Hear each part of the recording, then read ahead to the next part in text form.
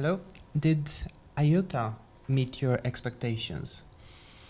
I would say IOTA met my expectations and exceeded my expectations. I had expected and hoped that IOTA would be a place where scholars, mature scholars, emerging scholars would meet together. That's obviously the pretext for IOTA. But what's more important is that scholars from such a diverse geographic areas, from such diverse theological perspectives would be meeting together. In particular, I would think from Eastern Europe, from Western Europe, from North America. There are different kind of styles of theological thinking. There are different kinds of theological questions being asked, different approaches. And so, at least from those areas, IOTA brought a lot of people together. But further than that, we had people from Brazil, from New Zealand, from Australia, from China. So you had even a much further diversity than I expected. And people in general seemed to be able to really speak with each other across these lines of geography and across these lines of culture on the basis of shared commitment to Orthodox theology. And even more important, Orthodox faith, faith in God, faith in Jesus Christ, faith in the Church. So this was very inspiring for me to see firsthand. Okay, thank you. As a network of scholars, how can IOTA help advance this discussion in the future? I think in many respects, IOTA simply has to keep doing what it's doing, namely remain committed to a diversity of scholars, a diversity of positions, of ages, of where they are in their career and where they are in the world. I was worried that the language problem would be forbidding too many scholars from being able to express themselves, and I'm sure a lot of people who would have wanted to be here were prevented from being here because they didn't speak fluently enough in English. But I think nonetheless, even though English was the main language here, it was that diversity was satisfied.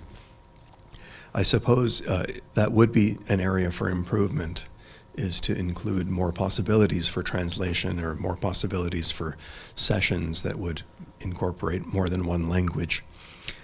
But I think if IOTA just keeps doing what it's doing, making sure that it's open to and solicits contributions from a wide diversity of scholars, that will be wonderful.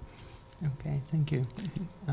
What were the issues discussed at your session?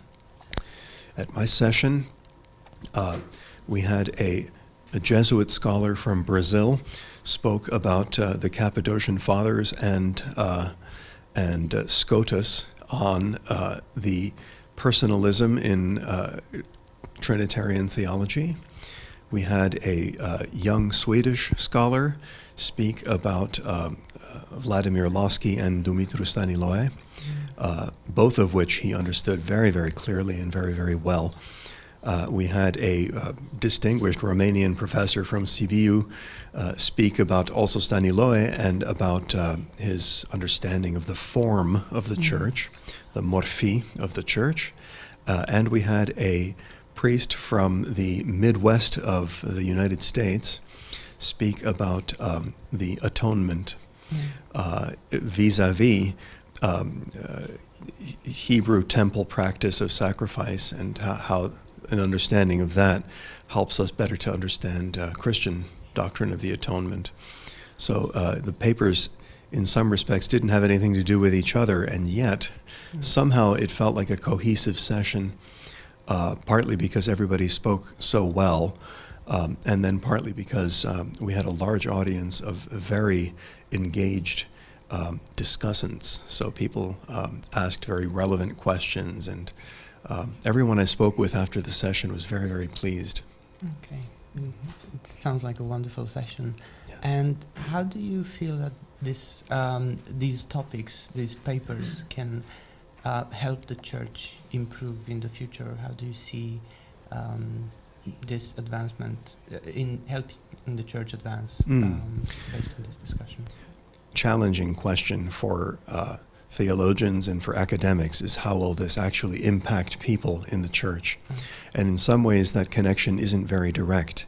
You know, will the people in my parish back at home in New York be impacted by the difference between Losky and Staniloe's understanding of the divine essence and energy distinction? No, they probably won't. But the vibrant academic life, one that treats such detailed questions and questions about the nature of God, is, I think, a vital part of the church's life. In ways that aren't always direct, in ways that aren't always, you can't trace it directly. And yet, through the kinds of theological thinking that happens, through the kind of ways that impacts people who are training clergy, who are training other scholars, who are training even choir directors, who are training people who are in direct contact with the people of the church, I think it makes a big difference. Okay, thank you very much.